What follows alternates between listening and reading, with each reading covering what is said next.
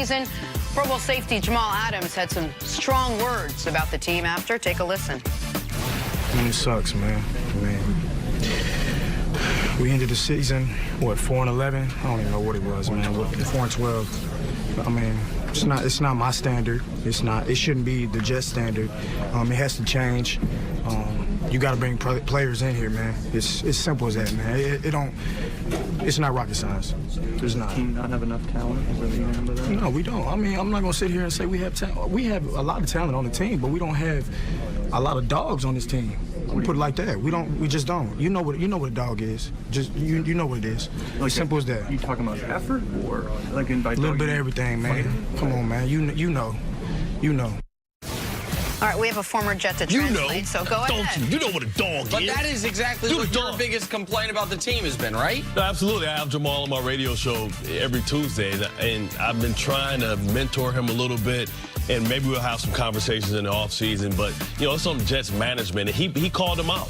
And you have $100 million, but it's not about, you know, bringing in guys that get numbers. It's about bringing the right type of character guys. And we talk about dogs as guys that love the game, guys that are paid to play the game for free, guys that love to compete. They don't have enough guys that love to compete. Yeah, Leonard Williams, great player, good player. I don't know if he's great, but I don't know if he's a dog. You need some dogs out there, some guys. You look at some of these teams. You look at, I mean, Prince Amukamara has become a dog, and he was a bust. You know, you need guys and you need a culture and an environment where guys want to play and they love to come to work. And not just that, but also situations like Tom Brady's throwing the ball away on 3rd down, and you get a terrible roughing the passer penalty for no reason in a 14-3 game to let the Pats go up 21-3 and basically end it. Very uncanine-like, that right there. So I totally see what I followed along, and now I get it. So we need more dogs. Time for stories to start your morning, sponsored by Gillette Clear Gel. Here we go. The Chiefs secured the #1 seed in the AFC with a win over the Raiders.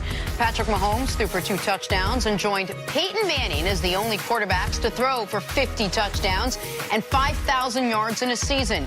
Nick, did Mahomes lock up the MVP yesterday? If he needed yesterday to lock it up, he did. If Mahomes doesn't win this award, they should stop giving it out. It's not even close. He's got 1,100 more yards and 18 more touchdowns than Drew Brees. This is a blowout for Patrick Mahomes, one of the greatest seasons any quarterback's ever had. Do you understand this award sometimes can be a lifetime achievement award, and the fact that Drew Brees have broke some records as well this year, and their team is in the playoffs, #1 seed, it can go either way. And sometimes they may say, hey, young fella, you got to wait a year. It will be wrong, because I think this is a historic season for a guy as a first-time starter. We've never seen this before. Never seen it. But listen, I've never been surprised. I'm telling you, watch out, man. Okay.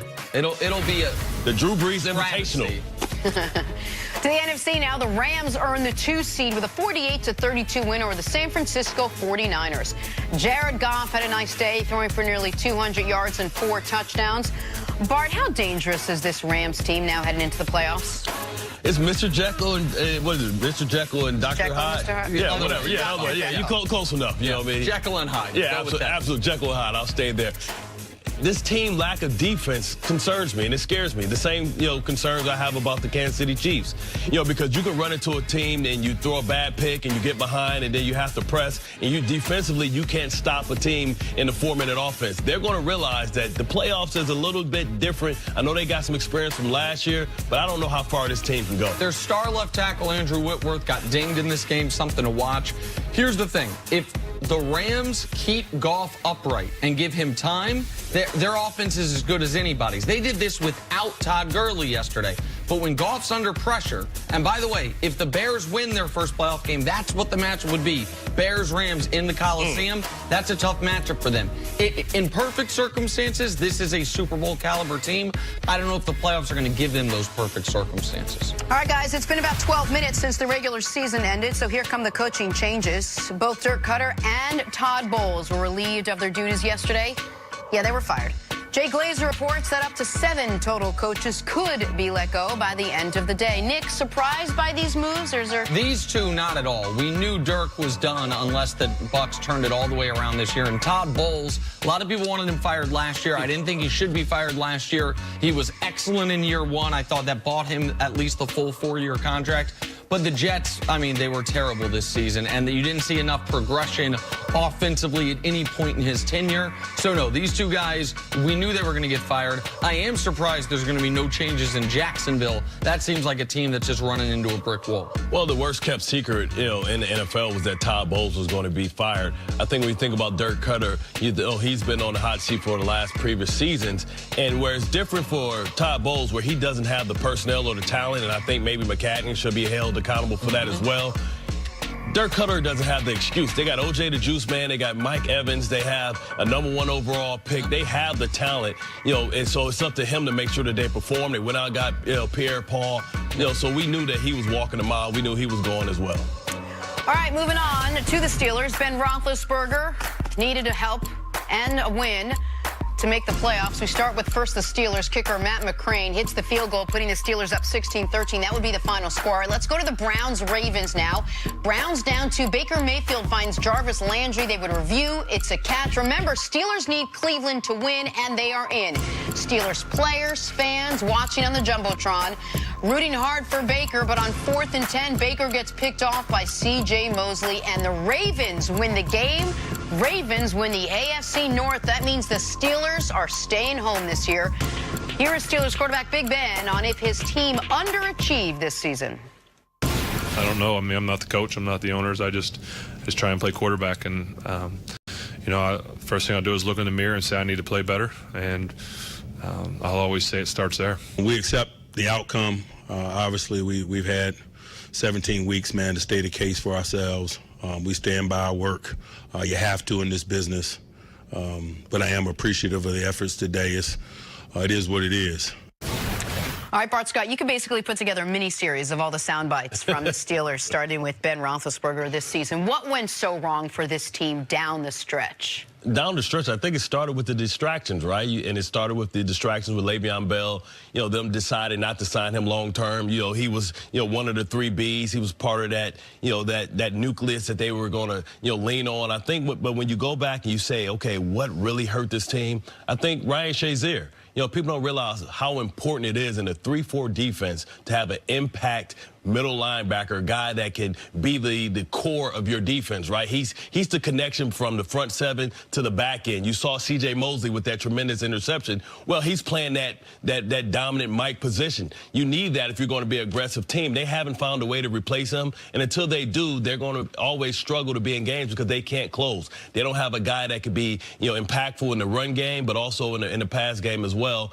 And coming back and going back, and everybody was loving how Connors was playing well. Who needs Le'Veon? Who needs Le'Veon? Well, what happens is he ran out of gas. He ran into that. He's not a rookie. He ran into that wall. What happened is you asked him to do something he had never done before. And anybody that's ever ran, anybody that's ever worked out, when you do something for the first time, your body doesn't know how to respond. James Conner's going to be good in the long run, but we don't know how long that this nucleus is going to be together. It's starting to seem like it's a transition between Antonio Brown to Juju Smith, which is what happened when it was Santonio Holmes to Antonio Brown.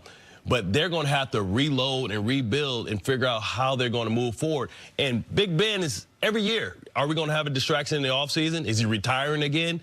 So they're going to have to really come together and figure out how they're going to move forward because Baker Mayfield, Lamar Jackson is the future of that division, and the future is now. And that's why this is such a missed opportunity for Pittsburgh, because the Browns are only going to get better.